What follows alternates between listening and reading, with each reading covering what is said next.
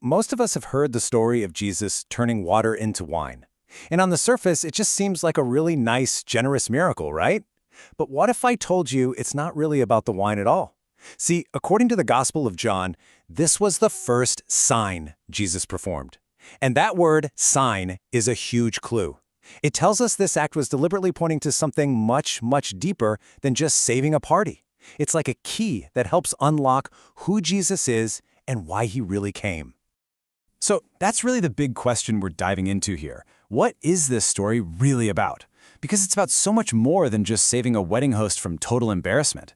It's like there's this secret layer of meaning just waiting to be unpacked. A powerful message that kind of changes how we see everything that Jesus does from this point on. Okay, so let's set the scene. We're at a wedding in a little town called Cana. Now, you've got to understand, back then, a wedding wasn't just a party. It was this huge, sacred event.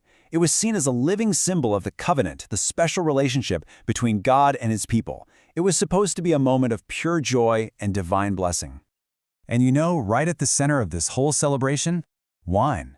It was way more than just a drink. It was a powerful symbol for joy, a clear sign of God's blessing, and a mark of prosperity. So to run out of wine at your own wedding? Oh, that would be a disaster, a profound public shame. It would look like God's favor was missing, and that kind of stigma could haunt a couple for the rest of their lives. And boom, that's exactly what happens. The wine is gone. Mary, Jesus' mother, sees this catastrophe about to unfold. But here's the thing. She knows who her son is. Remember, she had a visit from the angel Gabriel. So she doesn't panic. She just walks over to Jesus and states the problem with 5 simple words, totally confident that he can do something about it. Okay, so this next part is super important. We have a mother's request, and her plea, it comes from a place of love and real faith, for sure. But it also kind of shows that she doesn't fully get his true mission just yet. She sees an immediate social crisis that needs fixing. Jesus, though, well, he's operating on a completely different cosmic timeline. Look at the difference here. Mary's focused on the here and now. Fix this problem. Save them from being shamed. But Jesus' response points to something way, way bigger. When he says, "My hour has not yet come," he's not looking at his watch. His hour is code, It's about his ultimate purpose, the very reason for his entire mission, the cross. But what's so incredible is what Mary does next.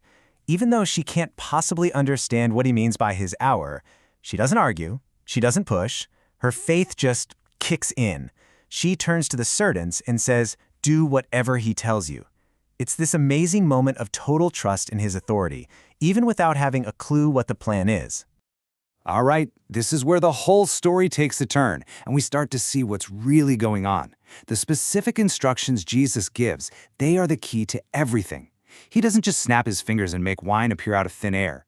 No, he chooses to use something very specific that was already sitting right there.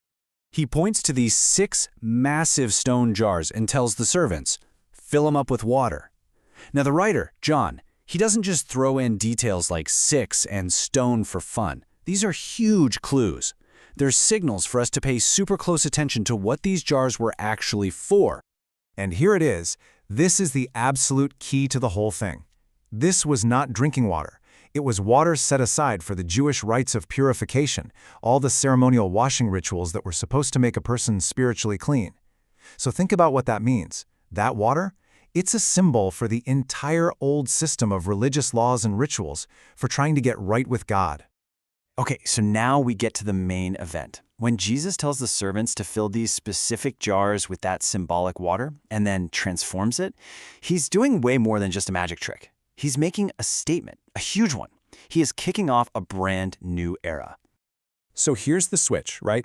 Jesus takes the symbol of the old, inadequate religious system, that water of purification, and he turns it into the symbol of new, overflowing joy and celebration, the wine. He's showing right here at the start that he himself is replacing that whole old way of relating to God with something completely new and infinitely better, salvation found in him. And what's so cool is the guy in charge of the party, he has no idea what just happened. He tastes this new wine and he's just blown away by how good it is. He says this thinking they just saved the best for last, and he has no clue how right he is.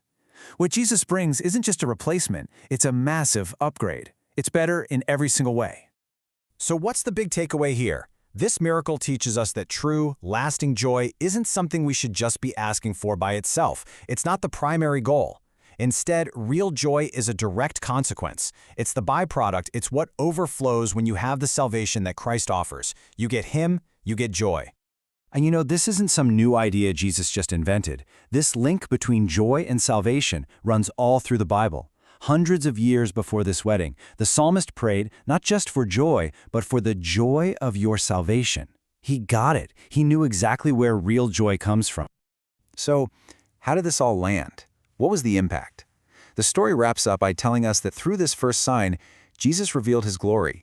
He gave everyone a peek at who He truly was. And the result? His disciples, who saw the whole thing happen, believed in Him. It's like a light bulb went on for them. Their faith clicked into place because they saw the reality of His power and His purpose right before their eyes. And that really leaves us with a question to chew on, doesn't it? The wedding at Cana shows us that joy isn't the thing we should be chasing. It's a byproduct, an overflow. And if joy is just the consequence, it forces us to ask ourselves, what or who am I making the source of my life?